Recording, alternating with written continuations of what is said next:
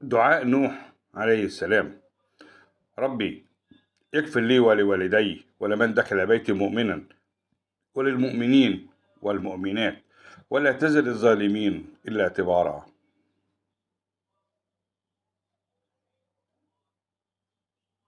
دعاء يونس عليه السلام: لا إله إلا أنت سبحانك إني كنت من الظالمين.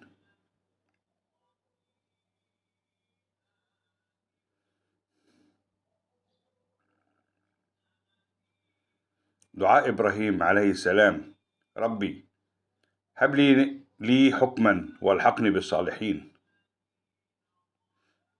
دعاء سليمان عليه السلام: قال ربي أوزعني أن أشكر نعمتك التي أنعمت علي وعلى والدي وأن أعمل صالحا ترضاه وأدخلني برحمتك في عبادك الصالحين.